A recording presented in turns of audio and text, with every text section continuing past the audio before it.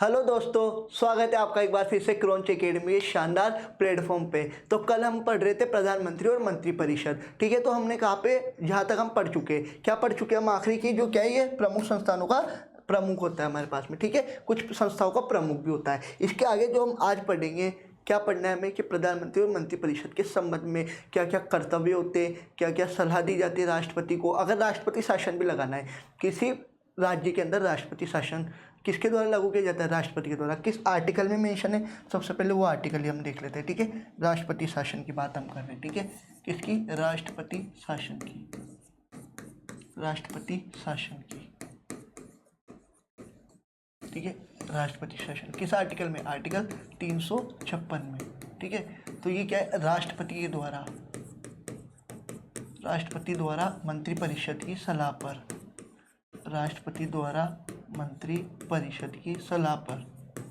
ठीक है, मंत्रिपरिषद की सलाह पर राष्ट्रपति द्वारा क्या है? मंत्रिपरिषद की सलाह पर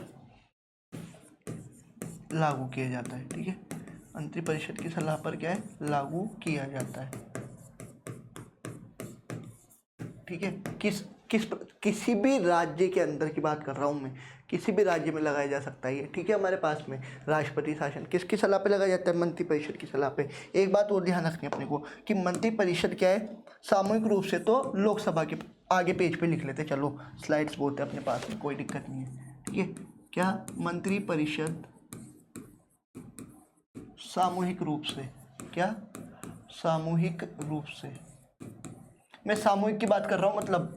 ठीक है, सामूहिक रूप से लोकसभा के प्रति उत्तरदायी होगी। ये फैक्ट इंपॉर्टेंट ध्यान रखना है अपने को कि मंत्रिपरिषद सामूहिक रूप से लोकसभा के प्रति उत्तरदायी होती है। ठीक है, लोकसभा के प्रति उत्तरदायी होगी, लोकसभा के प्रति उत्तरदायी होगी। ठीक है, लोकसभा के प्रति क्या है? उत्तरदायी होगी। इसके बाद में हम अगली चीज देख रहे हैं कि ये तो सामूहिक रूप से, पर तो व्यक्तिगत रूप से राष्ट्रपति के प्रति उत्तरदायी होती है। ठीक है, तो क्या है हमारे पास में? मंत्रिपरिषद राष्ट्रपति के व्यक्तिगत रूप से, मंत्रिपरिषद व्यक्तिगत रूप से, ठीक है, व्यक्तिगत रूप से राष्ट्रपति के प्रति उत्तरदायी होगी। ठीक है, राष्ट्रपति के प्रति उत्तरदायी होगी, राष्ट्रपति के प्रति उत्तरदायी होगी, राष्ट्रपति के प्रति उत्तरदायी होगी। ठीक है, ये क्या है? सामूहिक और व्यक्तिगत रूप से की बात बोली गई है। एक बात देखो इसको, क्या ये सामूहिक और व्यक्तिगत रूप से क्या है? राष्ट्रपति क्या है? मंत्रिपरिषद के प्रति तो सामूहिक रूप से है और अपने पास में अकेले उत्तरदायित्व होती है। ठीक है, जब क्या होता है? मंत्रिपरिषद को लोकसभा में विश्वास मत प्राप्त होता है, तो क्या होता है? विश्वास मत प्राप्त होता है तो सिर्फ वो राष्ट्रपति किसी मंत्री को केवल प्रधानमंत्री की सलाह पर ही हटा सकता है हमारे पास में। ठीक है, हमने देखा था 3 प्रकार की संरचना होती है हमारे पास में, कैबिनेट मंत्री, राज्य मंत्री और उप मंत्री की बात बोली गई है। ठीक है, इसके बाद में क्या ये भूमिका कौन कौन सी होती है हमारे पास में? किचन कैबिनेट जो होता है। ठीक है, इसके बाद भी हम आज पढ़ेंगे, परंतु उसके पहले आप मुझे एक बार बताओ कि हमने कल देखा था कि प्रधानमंत्री राष्ट्रपति के समक्ष रिपोर्ट प्रस्तुत करता है। ठीक है, क्या करता है? रिपोर्ट प्रस्तुत करता है। तो किस आर्टिकल के अंदर ये दिया गया कि प्रधानमंत्री क्या है? राष्ट्रपति के समक्ष रिपोर्ट प्रस्तुत करता है। ठीक है, किस आर्टिकल के अंदर ये बोला गया हमारे पास में? ठीक है, अब देखते हैं हम अगली चीज़ इसके अंदर। चलो, अगली चीज़ क्या है हमारे पास में?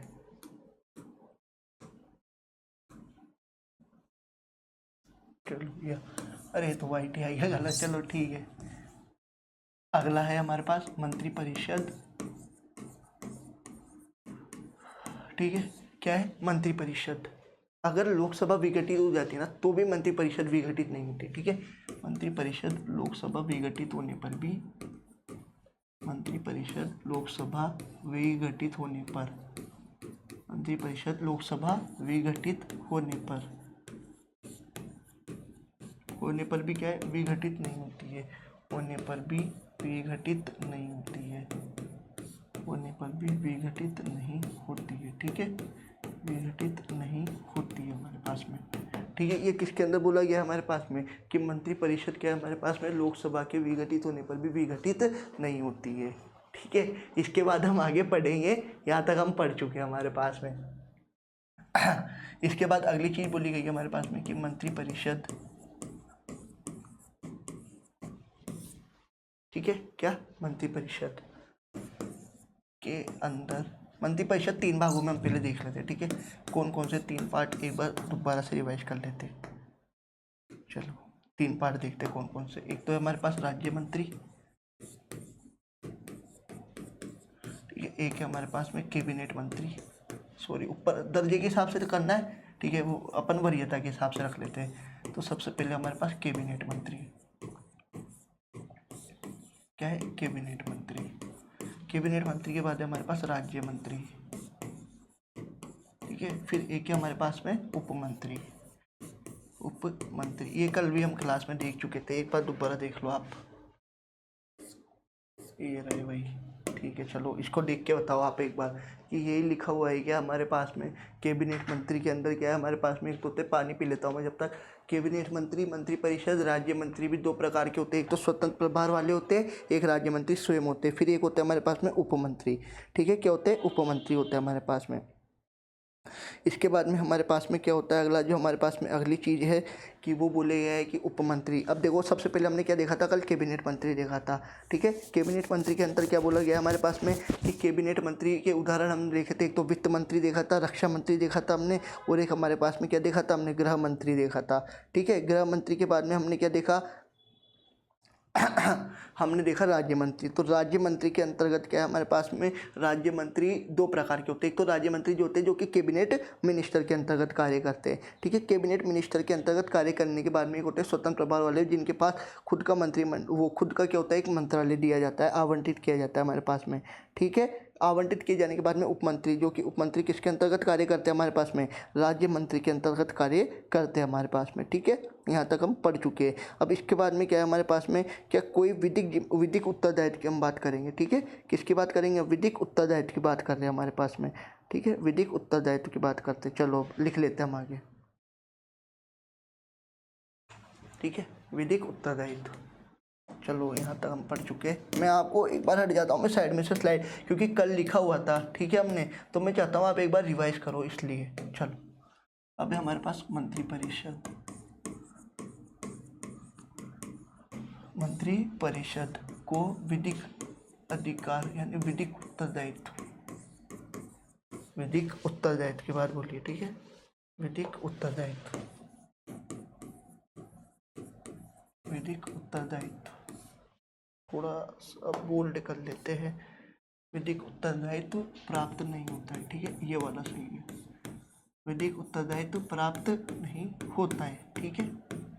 ये किस में बोला गया हमारे पास में, ये बोला गया है ब्रिटेन के संविधान के अंदर भी। ब्रिटेन में भी क्या है, विधिक अधिकार उत्तरदायित्व प्राप्त नहीं होता है, ठीक है। इसके बाद एक बात और कि राष्ट्रपति जो भी कार्य का संचालन करता है ना, क्या राष्ट्रपति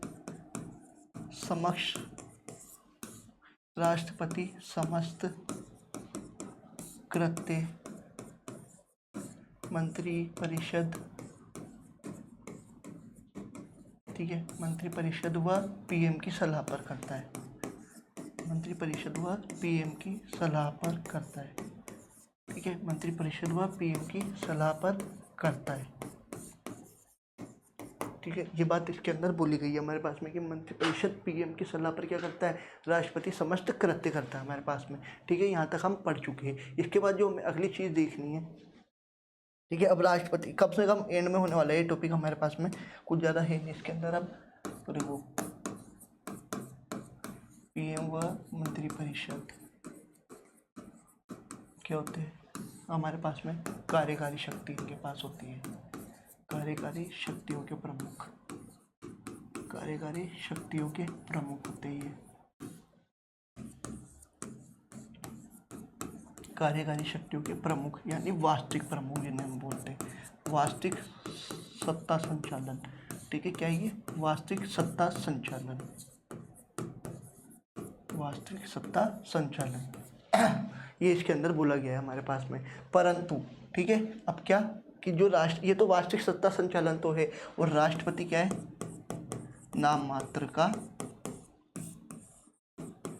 राष्ट्रपति सिर्फ क्या है, नाम मात्र का कार्यकारी प्रमुख होता है हमारे पास में, नाम मात्र का कार्यकारी प्रमुख, ठीक है, बोला तो जाता है आर्टिकल 53 के अंदर कि राज्य की समस्त कार्यपालिका शक्ति राष्ट्रपति में नियुक्त होती है, परंतु समस्त कार्यपालिका शक्ति जो है वो किसकी सलाह पर की जाती है? मंत्रिपरिषद की सलाह पर की जाती है। राष्ट्रपति स्वविवेकानुसार तो ज़्यादातर फैसले लेता नहीं है, किसकी सलाह पर लेता है? मंत्रिपरिषद और प्रधानमंत्री की सलाह पर हमारे पास में लेता है। ठीक है, तो ये सब चीज़ें क्या है हमारे पास में, कल हम यहाँ तक पढ़ चुके थे हमारे पास में कि मंत्रिपरिषद लोकसभा में विघटित नहीं होता है, सामूहिक रूप से तो लोकसभा के प्रति उत्तरदायी होता है और व्यक्तिगत रूप से राष्ट्रपति के प्रति उत्तरदायी होता है, ये हमने अभी देखा। फिर लोकसभा विघटित होने पर भी विघटित नहीं होता है और मंत्रिपरिषद को विधिक उत्तरदायित्व प्राप्त नहीं होता। और ये क्या है, मंत्रिपरिषद कार्यकारी शक्तियों के प्रमुख होते हैं और राष्ट्रपति का नाममात्र का कार्यकारी प्रमुख होता है। तो ये हमारा जो प्रधानमंत्री और मंत्रिपरिषद का टॉपिक था ये तो कंप्लीट हो चुका है आज की क्लास में। इसके बाद जो हम आज अगला टॉपिक स्टार्ट कर रहे हैं वो है हमारे पास में संविधान संशोधन यानी कॉन्स्टिट्यूशन अमेंडमेंट एक्ट की बात हम आज करेंगे। तो हम आज ही नया टॉपिक चालू कर रहे हैं क्योंकि ये तो 5-10 मिनट का टॉपिक जो था हमारी पिछली क्लास में बचा था। इसके बाद जो आज हम हमारा जो अगला टॉपिक है, नया टॉपिक, वो क्या है? संविधान संशोधन। ठीक है, अगला टॉपिक है, अरे ये एक सेकेंड, संविधान संशोधन। ठीक है, संविधान संशोधन, संविधान संशोधन, चलो संविधान संशोधन हम पढ़ेंगे। ठीक है, ये संविधान संशोधन की बात हम करेंगे। तो संविधान संशोधन का हम सबसे पहले इंग्लिश में भी लिख लेते इसको।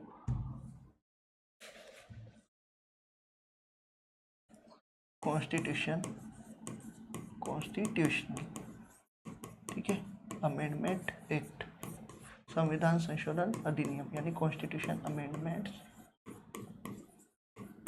एक्ट। ठीक है, ये अधिनियम पर, एक्ट यानी क्या होता है? अधिनियम। ठीक है, संविधान संशोधन अधिनियम की बात हम करेंगे। ये क्या होते हैं हमारे पास में? कॉन्स्टिट्यूशन अमेंडमेंट एक्ट की बात बोली गई है। ठीक है, अब देखो पहले तो इसका बिल्कुल बेसिक जानना हमें कि बेसिक होता क्या है। तो बेसिक हमें पता है, जब हम क्या पढ़ रहे थे, पार्ट पढ़ रहे थे हमारे पास में।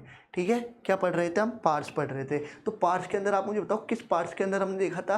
पार्ट था हमारे पास में 20 नंबर का। तो भाग 20 के अंदर दिया गया है कि क्या हमारे पास में कि संविधान संशोधन की प्रक्रिया किस देश के संविधान से हमने ग्रहण की है? हमने की है साउथ अफ्रीका के संविधान से, यानी दक्षिण अफ्रीका के संविधान से हमने ग्रहण की है। किस आर्टिकल के अंदर मेंशन है हमारे पास में? आर्टिकल 368 के अंदर मेंशन है। ये सब चीज़ें आपको पता होनी चाहिए, बिल्कुल क्या इसका बेसिक है हमारे पास में। ठीक है,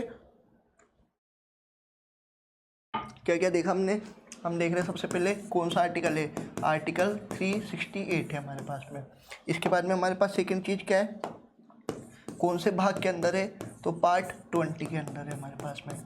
ठीक है, पार्ट 20 के अंदर है। इसके बाद में तीसरा पार्ट क्या है हमारे पास में? किस देश के संविधान से लिया है? तो दक्षिण अफ्रीका के संविधान से,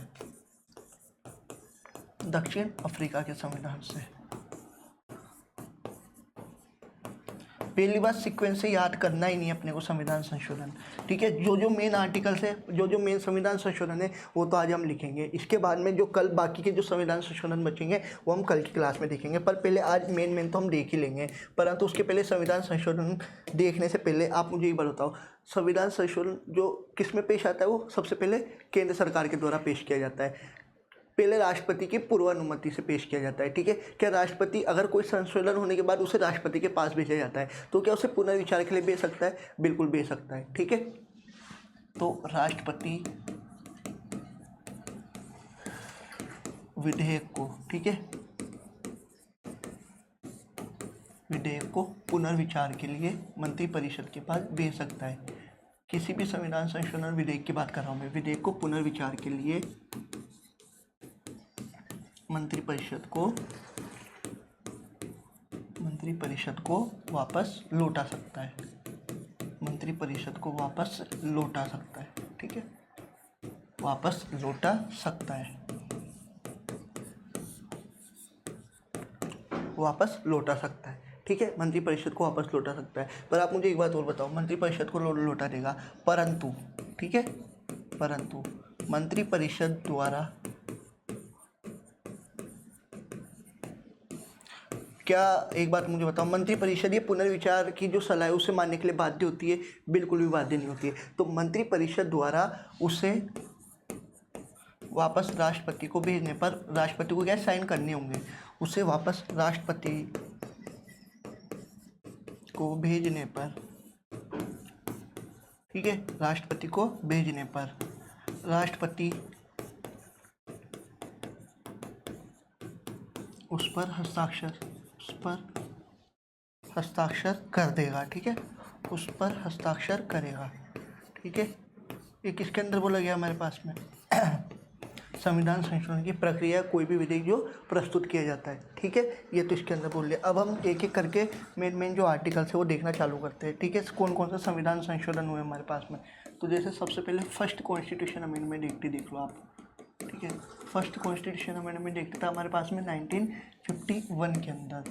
ठीक है, आप मुझे बताओ, जब हम अनुसूचियाँ पढ़ रहे थे तो कहीं पे उल्लेख आया था क्या फर्स्ट कॉन्स्टिट्यूशन अमेंडमेंट एक्ट का?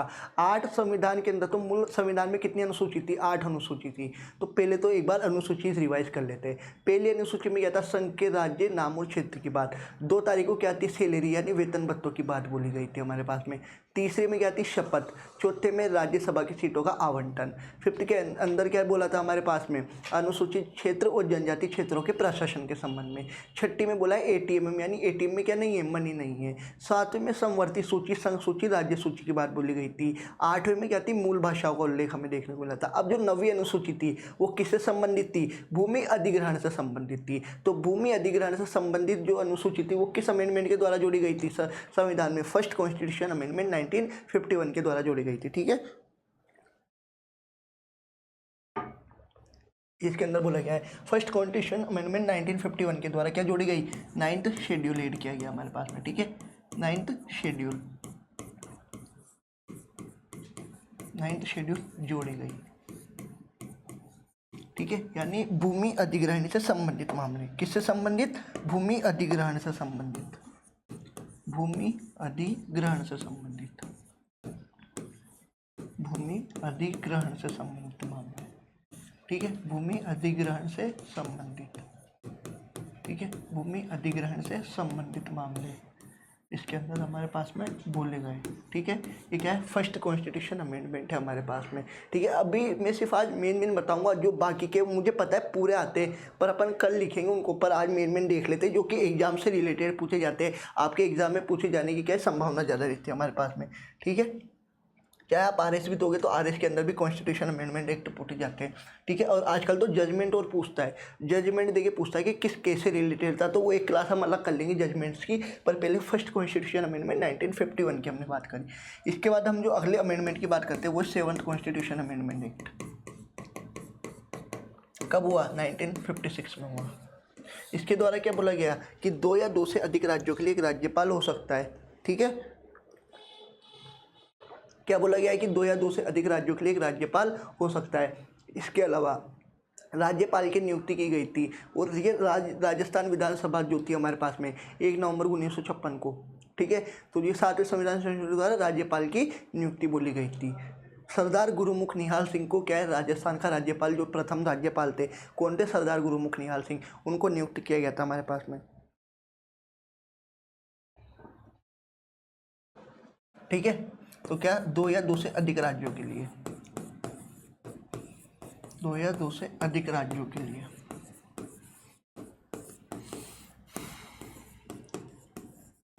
2 या 2 से अधिक राज्यों के लिए एक राज्यपाल होगा। ठीक है, 2 या 2 से अधिक राज्यों के लिए एक राज्यपाल होगा।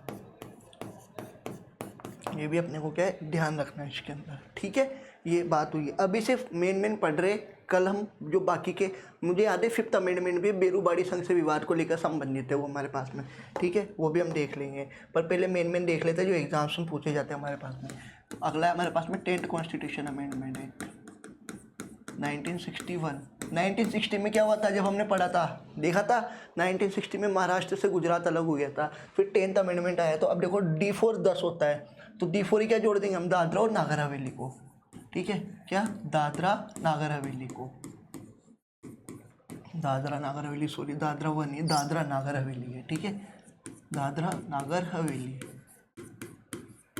ठीक है, दादरा नागर हवेली को केंद्र शासित प्रदेश का क्या दे दिया? दर्जा, यूटी का दर्जा शामिल कर लिया था मतलब इनको। ठीक है, ठीक है, 10th अमेंडमेंट के द्वारा तो शामिल कर लिया। फिर इसके बाद आता है 12th, पहले राज्य देखेंगे अपन।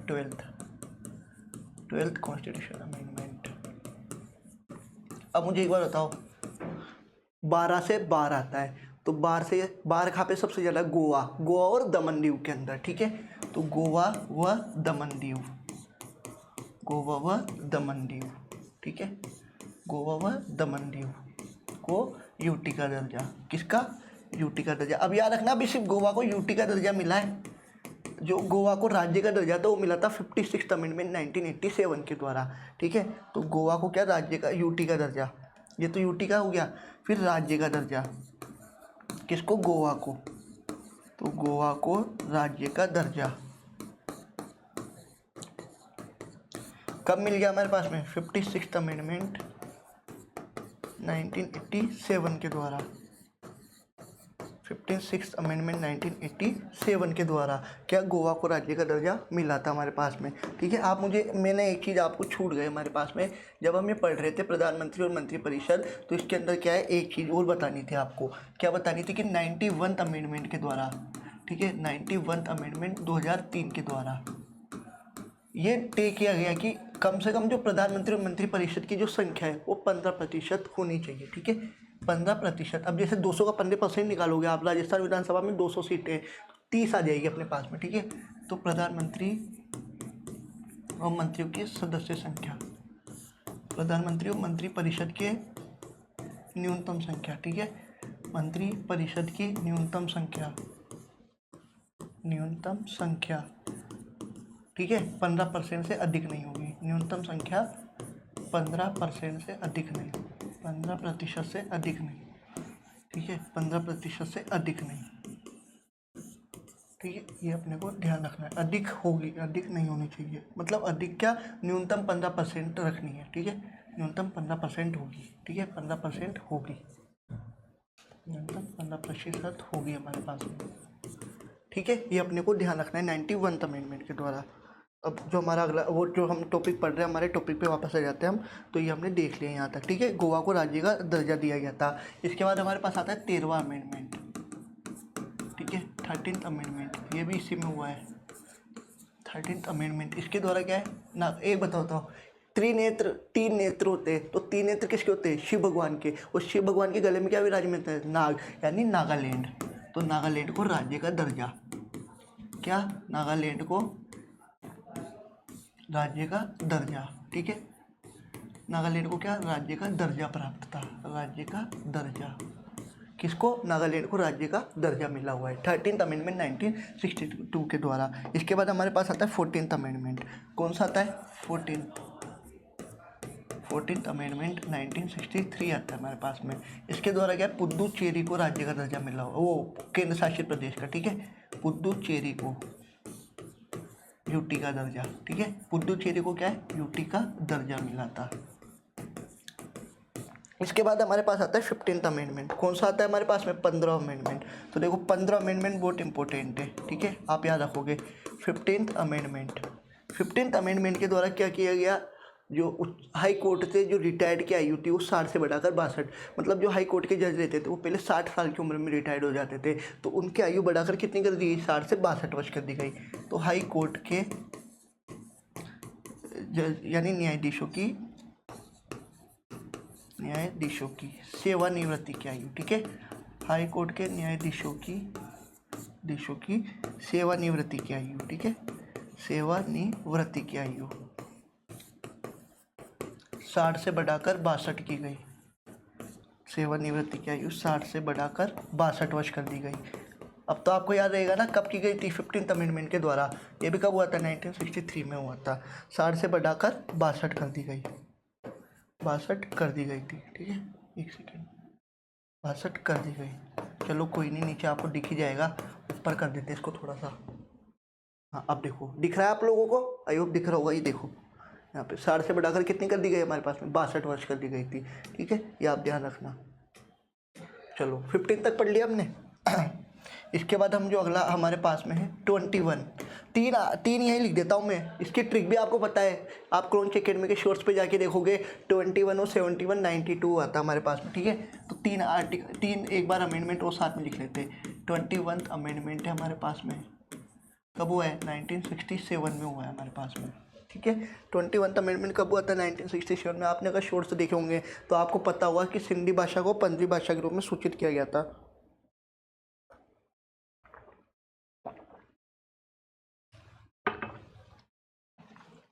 ठीक है, तो सिंधी भाषा,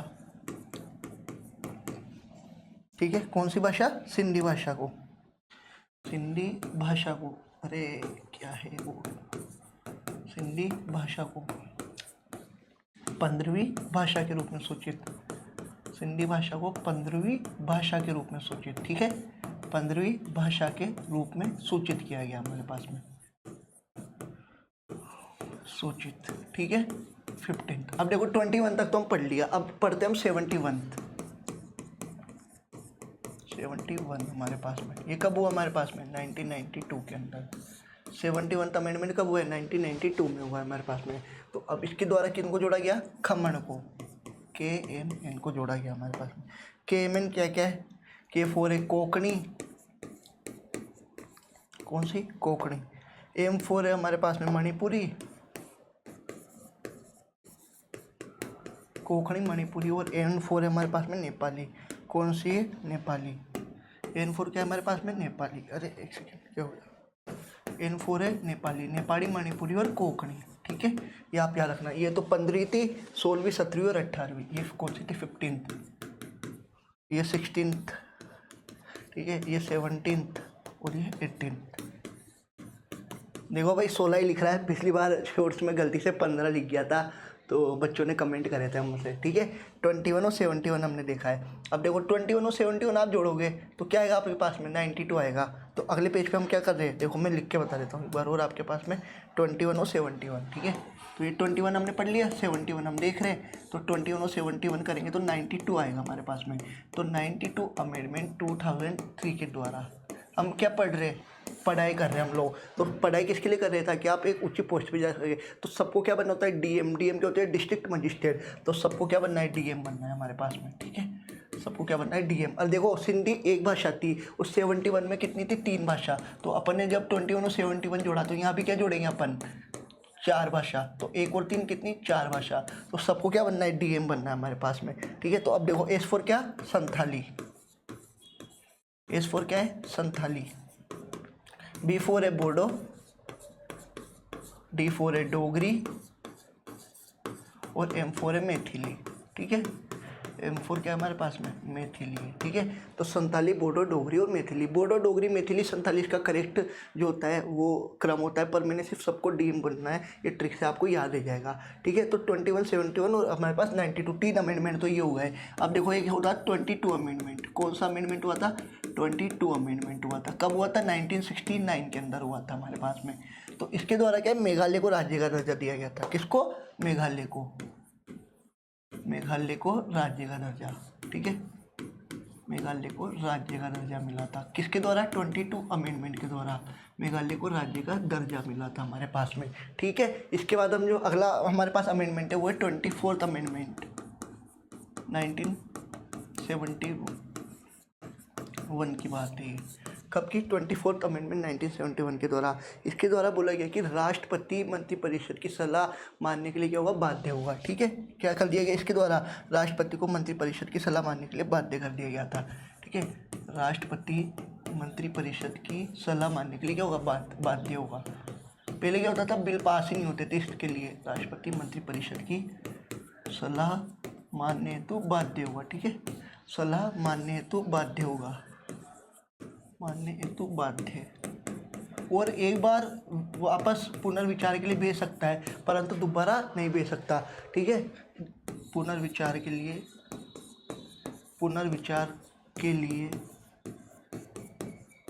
एक बार भेजने के बाद, एक बार सलाह पश्चात, एक बार क्या? सलाह पश्चात दोबारा पुनर्विचार के लिए लौटा नहीं सकता, ठीक है। दोबारा क्या है? पुनर्विचार के लिए नहीं लौटा सकता, दोबारा पुनर्विचार के लिए नहीं लौटा सकता, ठीक है। दोबारा पुनर्विचार के लिए क्या है? नहीं लौटा सकता हमारे पास में, ये इसके अंदर हमारे पास में बोला गया है, ठीक है। यहाँ पर दोबारा पुनर्विचार के लिए नहीं लौटा सकता है, ठीक है। इसके बाद अगला चलो 26th अमेंडमेंट पे। कौन सा है? 26th amendment. ये भी क्या हुआ था? 1971 में हुआ था। इसमें जो राजाओं के प्रीवी पर्स के अधिकार थे, ठीक है, राजाओं के प्रीवी पर्स के अधिकार समाप्त कर दिए गए थे। विशेष अधिकार, राजाओं के प्रीवी पर्स, ठीक है, प्रीवी पर्स और विशेषाधिकार, ठीक है, राजाओं के प्रीवी पर्स और विशेषाधिकार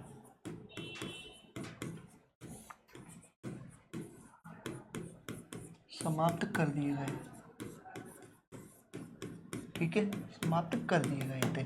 किसके द्वारा कर दिए गए थे? हमारे पास में 26th अमेंडमेंट 1971 के द्वारा, ठीक है, ये अपने को ध्यान रखना है। इसके बाद एक इम्पोर्टेंट 31st अमेंडमेंट, ठीक है, आप याद रखोगे अब 31st अमेंडमेंट। 31st अमेंडमेंट के द्वारा क्या हुआ था हमारे पास में? लोकसभा की सीटों की संख्या पहले 525 थी, उनको बढ़ाकर 545 कर दिया गया था।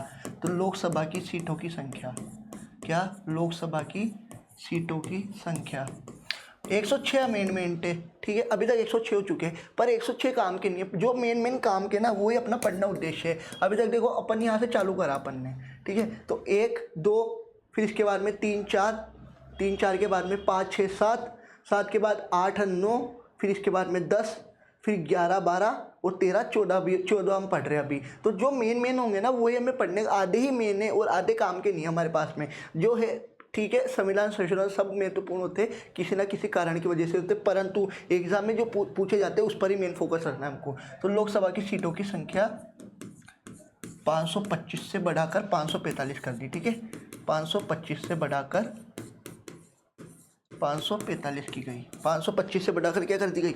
545 कर दी गई थी, ठीक है, 525 से बढ़ाकर 545 की गई थी, ठीक है। एक सेकेंड, थोड़ा ग्लिच आ गया था, एक सेकेंड, 545 की गई, ठीक है। ये हमारे पास में इसके अंदर ये बात बोली गई है कि 525 से बढ़ाकर क्या कर दी गई? 545 कर दी गई हमारे पास में, ठीक है। ये 31st अमेंडमेंट के द्वारा हमारे पास में बोला गया था। इसके बाद हमारे पास आया था 36th अमेंडमेंट। कौन सा अमेंडमेंट? 36th amendment. देखो अब 36 आ रहा है, तो 36 क्या होता है? 6 का स्क्वायर, तो S for 6 यानी S for सिक्किम। तो क्या? सिक्किम को राज्य का दर्जा, सिक्किम को क्या? राज्य का दर्जा, सिक्किम को राज्य का दर्जा दिया गया था हमारे पास में, ठीक है। 36 6 का स्क्वायर होता है तो S for 6 S for Sikkim होता है हमारे पास में, ठीक है। S for क्या? 6, तो S for 6 S for Sikkim हमारे पास में, ठीक है। इसके बाद हमारे पास में आता है 41st अमेंडमेंट। कौन सा amendment? 41st amendment. 41st amendment. अब आपको 15th अमेंडमेंट याद है ना? अभी क्या पढ़ा था हमने? हाई कोर्ट के न्यायाधीशों की जो सेवानिवृत्ति की आयु थी वो 60 से बढ़ाकर 62 वर्ष कर दी गई थी। तो यहाँ पर बोला गया संघ लोक सेवा आयोग, नहीं, लोक सेवा आयोग की जो राज्य लोक सेवा आयोग रहते हैं हमारे पास में, एक सेकेंड, राज्य लोक सेवा आयोग, ठीक है, राज्य लोक सेवा आयोग, राज्य लोक सेवा आयोग के सदस्यों की आयु, सदस्यों की सेवानिवृत्ति की आयु आज यहाँ तक ही रखेंगे हम। फिर क्या है? 42 अमेंडमेंट बहुत बड़ा है, तो कलम जैसे 42 अमेंडमेंट के द्वारा आप 39A जोड़ेंगे अपन। फिर इसके अलावा अपने पास 48A जुड़ा हुआ है, मूल कर्तव्य पूरे जुड़े हुए हैं हमारे पास में। बहुत सारे संविधान संशोधन, उसे तो लघु संविधान बोलते हैं, तो पूरा एक बार में हम कल उसको डिटेल में पढ़ेंगे। इसके आगे हम फिर कंटिन्यू करेंगे, ठीक है। 41 अमेंडमेंट के द्वारा सदस्यों की सेवानिवृत्ति की आयु, ठीक है, सदस्यों की सेवानिवृत्ति की आयु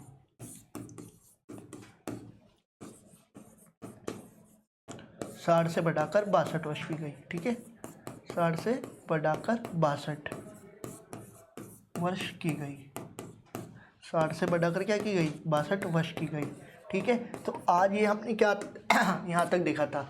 देखो सबसे पहले हमने क्या कंप्लीट कर लिया था यहाँ पे, हाँ, यहाँ तक हम पढ़ चुके थे। फिर हमने देखा था राष्ट्रपति शासन जो लगाया जाता है। पहले तो हमने प्रधानमंत्री और मंत्रिपरिषद का टॉपिक कल कंप्लीट करा था कि राष्ट्रपति शासन राज्य में मंत्रिपरिषद की सलाह पे लगाया जाता है। फिर मंत्रिपरिषद सामूहिक रूप से तो लोकसभा के प्रति उत्तरदायी और व्यक्तिगत रूप से क्या है? राष्ट्रपति के प्रति उत्तरदायी होती है। 3 प्रकार के मंत्री हमने देखे, कैबिनेट मंत्री, राज्य मंत्री और हमारे पास में उप मंत्री। फिर इसके बाद हमने देखा कि विधिक उत्तरदायित्व प्राप्त नहीं होता है, प्राप्त नहीं होता है। और राष्ट्रपति क्या है, समस्त कृत्य मंत्रिपरिषद और प्रधानमंत्री की सलाह पर करता है। और कार्यकारी शक्तियों का जो प्रमुख होता है वो भी होते हैं, और राष्ट्रपति क्या है, नाम मात्र का कार्यकारी प्रमुख होता है। संविधान संशोधन की प्रक्रिया हमने चालू करी थी, तो आर्टिकल 368 में देखा, भाग कौन सा है, 20, किस देश के संविधान से लिया है, दक्षिण अफ्रीका के संविधान से हमने लिया था। राष्ट्रपति विधेयक को पुनर्विचार के लिए मंत्रिपरिषद को वापस लौटा सकता है, परंतु जब मंत्रिपरिषद उसे वापस भेज देगी तो राष्ट्रपति उस पर हस्ताक्षर करके उसे पास करेगा। फिर हमने देखे अमेंडमेंट देखना चालू करे, तो सबसे पहले हमने फर्स्ट अमेंडमेंट देखा जो 1951 के द्वारा देखा, तो 9th शेड्यूल इसके द्वारा जोड़ी गई थी, किससे संबंधित थी, भूमि अधिग्रहण से संबंधित मामलों के लिए। इसके बाद में 7th अमेंडमेंट के द्वारा देखा कि 2 या 2 से अधिक राज्यों के लिए क्या होगा, एक राज्यपाल होगा, ठीक है। इसके बाद 10th अमेंडमेंट के अंदर देखा हमने 1961 में कि D4 10 तो D4 दादरा और नागर हवेली को क्या यूटी का दर्जा दिया गया था। फिर 12th अमेंडमेंट 1962 के द्वारा देखा, 12 यानी होता है 12, तो 12 से क्या बार क्या है, सबसे ज़्यादा गोवा और दमन दीव को, तो क्या यूटी का दर्जा दिया। देखो अभी गोवा को यूटी का दर्जा मिला है। फिर राज्य का दर्जा इसको मिला था 56th अमेंडमेंट 1987 के द्वारा। फिर 13th अमेंडमेंट के द्वारा देखो 1 और 3, तो देखो त्रिनेत्र क्या होते हैं, शिव भगवान, और शिव भगवान के गले में क्या रहता है, नाग विराजमान रहते हैं, सर्व नाग भगवान, तो ये नागालैंड को राज्य का दर्जा। 14th अमेंडमेंट के द्वारा पुडुचेरी को यूटी का दर्जा। 15th अमेंडमेंट के द्वारा हमने देखा हाई कोर्ट के न्यायाधीशों की सेवानिवृत्ति की आयु 60 से बढ़ाकर 62 वर्ष कर दी गई थी। 21th अमेंडमेंट के द्वारा सिंधी को भाषा का दर्जा दिया गया, 15वीं भाषा। 71 के द्वारा कोंकणी, मणिपुरी और नेपाली, 16th, 17th और 18th। फिर 21 और 71 बाढ़ में तो सब डीएम बनना है, तो संथाली, बोडो, डोगरी और मैथिली की बात हमने करी। इसके बाद 22 अमेंडमेंट के द्वारा मेघालय को राज्य का दर्जा दिया गया। 24 में बोले कि राष्ट्रपति मंत्रिपरिषद की सलाह के लिए बाध्य होगा और पुनर्विचार के लिए एक बार सलाह पश्चात उसे दोबारा पुनर्विचार के लिए नहीं लौटा सकता। 26 अमेंडमेंट के द्वारा राजाओं के जो प्रीवी पर्स उनको विशेषाधिकार भत्ते परिलब्धियाँ मिलती थी उसको भी समाप्त कर दिया गया। इसके बाद 31 अमेंडमेंट के द्वारा लोकसभा की सीटों की संख्या 525 से बढ़ाकर 545 की गई थी। इसके बाद हमने देखा 36 अमेंडमेंट, तो सिक्किम को राज्य का दर्जा दिया गया। 41 अमेंडमेंट के द्वारा राज्य लोक सेवा के सदस्यों की सेवानिवृत्ति की आयु 7 से बढ़ाकर 62 वर्ष की कर दी गई। इसके आगे की जो क्लास है वो हम कल देखेंगे, क्योंकि 42 अमेंडमेंट 1976 में हुआ था, ये भी लिख लो, चलो हाथ लिख ही लेते इसको भी, ठीक है, फिर कल ही पढ़ लेंगे मेन 42 अमेंडमेंट 1976, ठीक है। लघु संविधान की संज्ञा, क्या, लघु संविधान की संज्ञा, लघु संविधान की संज्ञा, चलो लघु संविधान की संज्ञा, सरदार स्वर्ण सिंह समिति, सरदार स्वर्ण सिंह समिति की सिफारिश पर। अब इसके आगे चर्चा हम कल करेंगे, जैसे 39 ने फ्री लीगल एड सर्विस जोड़ा है, इसके अलावा 43A 48A जोड़ा है, बहुत सारे आर्टिकल्स, पूरा एक मूल कर्तव्य, पूरा एक भाग ही अलग जोड़ दिया, भाग 4 ही इन्होंने जोड़ दिया था, ठीक है। सरदार स्वर्ण सिंह समिति, इंदिरा गांधी प्राइम मिनिस्टर थी जब हमारे पास में ये हुआ, ठीक है। इंदिरा गांधी क्या थी, प्रधानमंत्री थी हमारे पास में, ठीक है। इंदिरा गांधी क्या थी, प्रधानमंत्री। तो आज तो हम यहाँ पे एंड करते क्लास को, इसके आगे की चर्चा हम कल की क्लास में करेंगे। क्या, 42 अमेंडमेंट से चालू करेंगे, बहुत बड़ा है 42 अमेंडमेंट, सारे प्रावधान लिखेंगे, फिर 44 अमेंडमेंट देखेंगे, जितने भी मेन जो अमेंडमेंट्स है कल कंप्लीट करने की ट्राई करेंगे हम। Okay, thank you so much.